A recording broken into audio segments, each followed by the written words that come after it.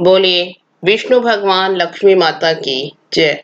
मैं आप सभी को ये बताना चाहती हूँ कि हमारे 2 चैनल और भी हैं। मधुर भजन और आरती के लिए मन राखियो और डेली जनरल नॉलेज की क्वेश्चंस के लिए लर्निंग बाय डूइंग। इन दोनों के लिंक डिस्क्रिप्शन बॉक्स में दे दिए हैं। एक बार आप जाकर देखिएगा जरूर।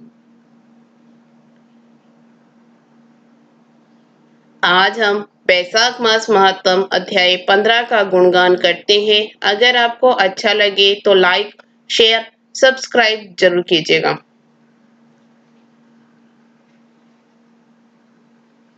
श्रुत देव जी बोले, हे राजन मधुसूदन, भगवान के प्यारे पापनाशक बैसाख महात्म का फल और भी सुनो। प्राचीन काल में पांचाल देश में पुण्यशील और बुद्धिमान भूरी यश का पुत्र पुरुयश था। पिता के मरने पर वह राजा हुआ। यह बहुत शूरवीर, उदार, धनुविद्या में बड़ा प्रतापी था। धर्म पूर्वक पृथ्वी पर शासन करता था, परंतु पूर्व जन्म में इसने जलदान नहीं किया। इस पाप के मारे कुछ काल में उसकी सब संपत्ति नष्ट हो गई। उसे बलहीन जान उसके वैरी अनेक राजा आए और उसे युद्ध में जीत लिया। राजा परास्त होने पर शिशिनी रानी और धात्रादि गण साथ ले जहां का मार्ग कोई नहीं जानता था, ऐसी पहाड़ की कंदरा में घुस गया। वहां 53 वर्ष व्यतीत किए। एक दिन अपने सदगुरु को सोचता हुआ अपने गुरु का स्मरण करने लगा। तब याज और उपयाज नाम के मुनीश्वर स्वर्गज्ञात राजा के पास आ पहुंचे। राजा उन्हें देख सहसा उठ खड़ा हुआ और भक्ति पूर्वक सिर झुका उनके चरणों में गिर पड़ा।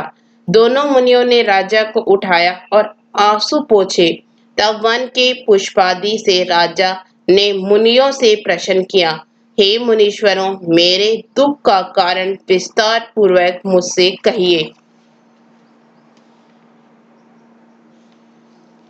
मेरे सत्कर्म करते हुए भी मेरी सारी संपत्ति नष्ट हो गई और मुझे महान कष्ट क्यों भोगना पड़ रहा है। राजा के अत्यंत दुख भरे वचन सुन थोड़ी देर ध्यान कर वे दोनों मुनि याज और उपयाज दो बोले, हे राजन सुन, तू पहले 10 जन्मों से अत्यंत घोर पापी व्याध रहा है।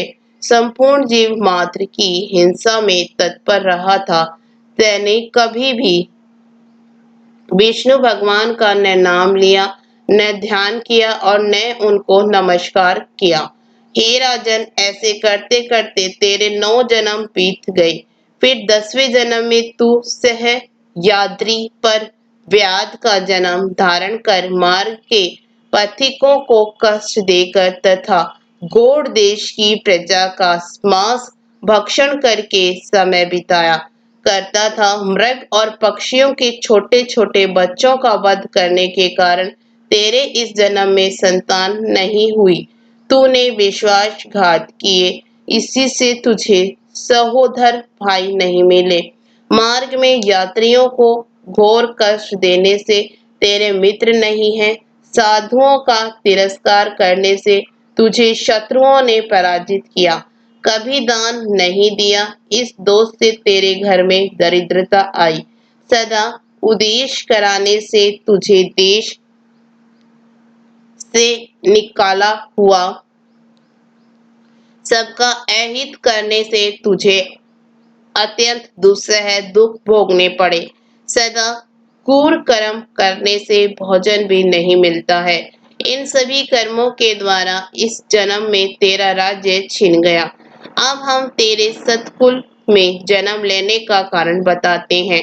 जब 10वें जन्म में तू गौड़ देश में था, तब पथिकों को बड़ा कष्ट दिया करता था।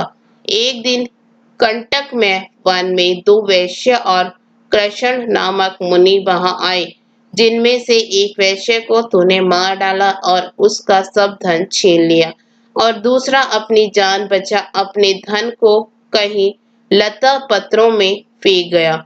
और कृष्ण मुनि भी अपनी मृत्यु के डर से धूप में भागे तो तृषा और धूप से व्याकुल मूर्छित हो गिर पड़े। तब तूने वैश्य धन कहाँ पटक गया है? यह जानने के लिए कृष्ण मुनि के कानों में फूंक मारी तथा कर्मी और कीचड़ मिले हुए गड्ढे के जल से उनके नेत्र धोए और पंखे से हवा करने लगा। तब मुनि ने स्वस्थ चित्त हो जाने पर और तेरे पूछने पर वैश्य का धन पेड़ों में फेंके कर भाग जाने की बात कही। तब तू मुनि को सुखपूर्वक चले जाने को कह कर गहन वन में चला गया। यद्यपि तूने अपने कार्य सिद्धि के लिए मुनि की रक्षा की थी, तब भी उस पुण्य के प्रभाव से तेरा जन्म महापुण्यवान विशाल राजवंश में हुआ। अब यदि तेरी इच्छा सुख, राज्य, सायुज्य, मुक्ति आदि प्राप्त करने की है, तो तू इस माधव नाम के वैशाख मास में और अक्षय तृतीया के दिन व्यायी गो ब्राह्मण को दान दे। शमी छत्री प्रतिमा दान कर, प्याऊ लगवा स्नान कर, माधव भगवान का पूजन कर। इन वैशाखोक्त धर्मों के करने से तेरी विजय होकर साम्राज्य की प्राप्ति होगी और सब सुख भोगेगा और अपने समान पुत्र प्राप्त करेगा तथा सब लोग तेरे वश में हो जाएंगे। साथ ही विष्णु भगवान के साक्षात दर्शन होंगे। ऐसे कुल पुरोहित दोनों ब्राह्मण याज और उपयाज राजा को समझाकर अपने अपने घर चले गए। तब राजा ने अपने पुरोहितों की आज्ञा के अनुसार अपनी बचा हुई सेना को संग ले अपने संपूर्ण कुटुंब सहित पांचाल नगरी में प्रवेश किया और वैशाख के सभी धर्मों को करने लगा। जब राजाओं ने फिर चढ़ाई कर दी, तब घोर संग्राम कर और सब को जीत उनके राज्य में से 10 अरब घोड़े, 3 कोट हाथी, 1 अरब रथ, 10 सहस्त्र ऊंट, 3 लाख गधे अपनी पुरी में लाया और सब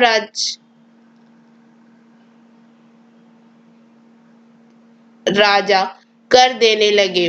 मधुसूदन भगवान की कृपा से वह चक्रवर्ती राजा हुआ तथा उसके 5 पुत्र बड़ी गुणवान, सूरवीर और उदार धृष्टकेतु, धृष्टद्युम्न, विजय, चित्रकेतु, मयूर ध्वज नाम के हुए। संपूर्ण प्रजा अनुराग और विश्वास करने लगी।